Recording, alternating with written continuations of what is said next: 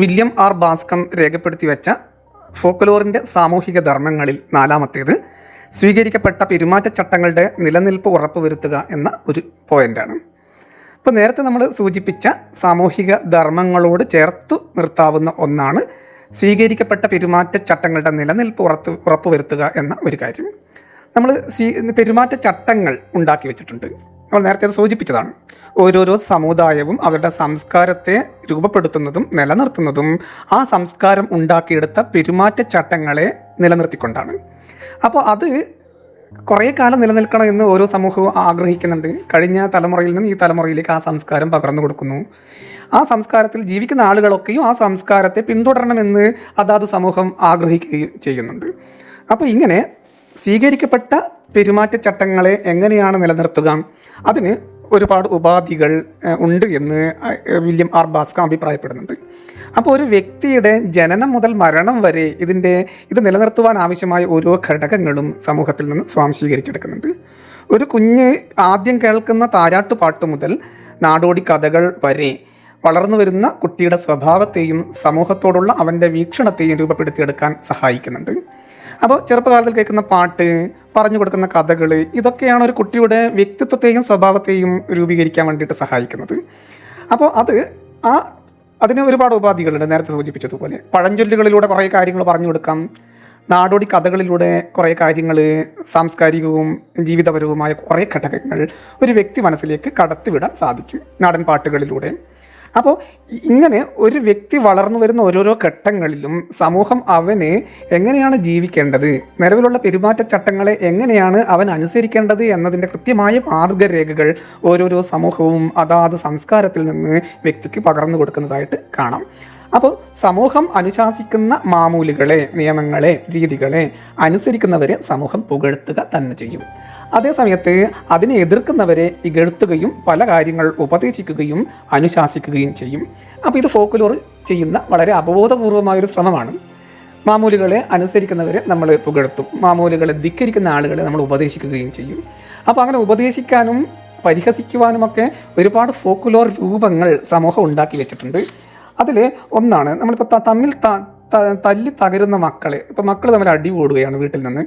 അങ്ങനെ തമ്മിൽ അടി കൂടുമ്പോൾ, അല്ലെങ്കിൽ കോളേജിൽ നിന്ന് പരസ്പരം തമ്മിൽ തല്ലുമ്പോഴേ നമ്മൾ ഒരു കോളേജ് ഡേ ഭംഗിയായി നടക്കുന്നതിന് മുമ്പായിട്ട് നമ്മൾ അതെല്ലാവരും നന്നായിട്ട് നടക്കണം എന്ന് ആഗ്രഹിക്കുകയാണ്. അതിൻ്റെ തലേദിവസം അടി ഉണ്ടാകുമ്പോൾ എന്താണ് സംഭവിക്കുക? സ്വാഭാവികമായിട്ടും ആ പരിപാടി എല്ലാവരുടെയും പങ്കാളിത്തത്തോട് കൂടിയിട്ട് അല്ലാതെ ആണ് അത് പിന്നീട് നടക്കുക എന്നാണ് പറയാം. അപ്പോൾ അത്തരം ഘട്ടങ്ങളിൽ നമുക്ക് എല്ലാവരും ഒരേപോലെ കൂട്ടായ്മയുടെ ഭാഗമാകണം എന്ന് സൂചിപ്പിക്കുന്നതിന് വേണ്ടി, അവനെ പഠിപ്പിക്കുന്നതിന് വേണ്ടിയിട്ട് ഫോക്ലോർ ചില പഴഞ്ചൊല്ലുകൾ ഉണ്ടാക്കി വെച്ചിട്ടുണ്ട്.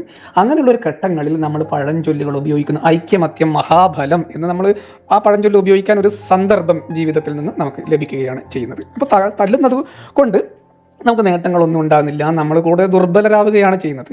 നമ്മൾ ബലപ്പെടുന്നത് നമ്മൾ കൈകോർക്കുമ്പോഴാണ് എന്നുള്ള ഒരു ബോധം ഒരു കുഞ്ഞിനെ, വളർന്നു വരുന്ന ഒരു കുട്ടിയെ ബോധ്യപ്പെടുത്താൻ ആ പഴഞ്ചൊല്ല് സഹായിക്കുന്നു. അതുപോലെ നാടോടി കഥകളും സഹായിക്കുന്നുണ്ട്. ഒരു കാരണവും ഇല്ലാതെ പെട്ടെന്ന് ദേഷ്യപ്പെടുന്ന ആളുകൾ ഉണ്ട്, വീട്ടിൽ വന്നിട്ട് ദേഷ്യപ്പെടുന്ന ആളുകളുണ്ട്. അപ്പോൾ അങ്ങനെയുള്ള ആളുകളുടെ ആ ഒരു അവസ്ഥയെ സൂചിപ്പിക്കുവാനും അതിൻ്റെ ഒരു പക്വതയില്ലായ്മയെ സൂചിപ്പിക്കുന്നതിന് വേണ്ടിയിട്ട് നമ്മൾ ചില പഴഞ്ചൊല്ലുകൾ, കുറിക്കുകൊള്ളുന്ന പഴഞ്ചൊല്ലുകൾക്ക് ഭയങ്കര പ്രഹര ശക്തിയുണ്ട്. അപ്പോൾ കുറിക്കുകൊള്ളുന്ന ഒരു പഴഞ്ചൊല്ല് നമ്മൾ ഉപയോഗിക്കും. നമ്മൾ ഉപയോഗിക്കുക? അങ്ങാടിയിൽ തോറ്റതിന് അമ്മയോട് എന്ന് ഉള്ള ഒരു പഴഞ്ചൊൽ പ്രയോഗം നമ്മൾ ഉപയോഗിക്കും. അപ്പോൾ അത്തരത്തിലുള്ള പഴഞ്ചൊല്ലുകൾക്ക് നിലവിലുള്ള പെരുമാറ്റച്ചട്ടങ്ങളെ അനുശാസിക്കാൻ, നല്ല രീതിയിൽ ജീവിക്കാൻ പ്രേരിപ്പിക്കുന്ന ഒരു പെരുമാറ്റച്ചട്ടം ഉണ്ടാക്കിയെടുക്കാൻ ഇത്തരം പഴഞ്ചൊല്ലുകൾക്ക് സാധിക്കുന്നുണ്ട് എന്ന് വേണമെങ്കിൽ പറയാം.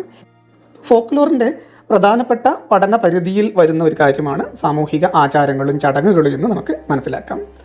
അപ്പോൾ ജനനം മുതൽ മരണം വരെയും അല്ലെങ്കിൽ മരണത്തിന് ശേഷമൊക്കെ നടത്തുന്ന ചടങ്ങുകളൊക്കെയും നമ്മുടെ സാമൂഹിക ആചാരങ്ങളും ചടങ്ങുകളും തന്നെയാണ്. ജനനം നമുക്ക് പ്രധാനപ്പെട്ട ഒരു കാര്യമാണ്. ജനന സംബന്ധമായ എത്രയെത്ര ചടങ്ങുകൾ നമ്മൾ നടത്തുന്നുണ്ട്. 28 എന്നൊക്കെ പറഞ്ഞുള്ള ധാരാളം ചടങ്ങുകളുണ്ട്. അതുപോലെ മാമോദിസ മുഖം എന്ന് പറയുന്ന ചടങ്ങുകളൊക്കെ ഉണ്ട്. അതുപോലെ കുട്ടിക്കാലത്തിനും കൗമാരപ്രായത്തിനും ഇടയ്ക്കുള്ളൊരു പരിവർത്തന ഘട്ടം പ്രധാനപ്പെട്ടതാണ്. സ്ത്രീ ഭാര്യയാകുന്ന പരിവർത്തന ഘട്ടവും മനുഷ്യ ജീവിതത്തിൽ വളരെ പ്രധാനപ്പെട്ടതാണ്. ഈ ഘട്ടങ്ങളിലെല്ലാം ഓരോ സമൂഹത്തിനും അവരുടേതായ ചടങ്ങുകൾ നിർവഹിക്കാനുണ്ട്. ഇപ്പോൾ സമൂഹം അല്ലെങ്കിൽ മതം ഇടപെടുന്ന ഒരു മനുഷ്യ ജീവിതത്തിലെ 3 പ്രധാനപ്പെട്ട ഘട്ടങ്ങൾ അത് തന്നെയാണ്. ജനന സമയത്ത് മതപരമായ കുറേ കാര്യങ്ങൾ ചെയ്യും. അതുപോലെ വിവാഹത്തിലും മതം അല്ലെങ്കിൽ സമൂഹം, സംസ്കാരം വലുതായിട്ട് അവരുടെ രീതികളെ പിന്തുടരും. മരിച്ചു കഴിഞ്ഞാലും ഇതേ കാര്യം തന്നെ നിലവിലുള്ള സമൂഹം അതേപോലെ അനുവർത്തിക്കുന്നതായിട്ട് കാണും. അപ്പോൾ ഈ 3 കാര്യങ്ങളിലും വളരെ പ്രധാനപ്പെട്ട സാമൂഹിക ആചാരങ്ങളും ചടങ്ങുകളും നിലനിൽക്കുന്ന ഒരു സമൂഹമാണ് നമ്മുടെ സമൂഹം. എല്ലാ സമൂഹങ്ങളും അങ്ങനെ തന്നെയാണ് എന്ന് നമ്മൾ മനസ്സിലാക്കണം. ഇത്ര മാത്രമേ ഈ ഒരു 4 പോയിന്റുകളെ പറ്റിയിട്ട് വിസ്തരിച്ച് പറയാൻ ഉള്ളൂ എന്ന് മാത്രം സൂചിപ്പിക്കുകയാണ്. ബാക്കിയുള്ള കാര്യങ്ങളൊക്കെ നമുക്ക് ഇത്രയേ വേണ്ടുള്ളൂ. കാരണം നമ്മുടെ നോട്ടിലുള്ളതിനേക്കാളും വിസ്തരിച്ചിട്ടാണ് ഞാൻ കാര്യങ്ങൾ പറഞ്ഞു തന്നിരിക്കുന്നത്. അപ്പോൾ ഇത്രയും കാര്യങ്ങൾ മനസ്സിലായി എന്ന് വിചാരിക്കുന്നു. എന്തെങ്കിലും പ്രശ്നങ്ങൾ തോന്നുന്നുണ്ടെങ്കിൽ, മനസ്സിലാകാത്ത എന്തെങ്കിലും പ്രശ്നങ്ങൾ ഉണ്ടെങ്കിൽ നിങ്ങളത് പറയണം കേട്ടോ. കാരണം മനസ്സിലാകാതെ ഇരിക്കാനുള്ള സാധ്യതയില്ല. കാരണം അത്രയും ലളിതമായ കാര്യങ്ങൾ മാത്രമേ നമ്മൾ പറഞ്ഞിട്ടുള്ളൂ.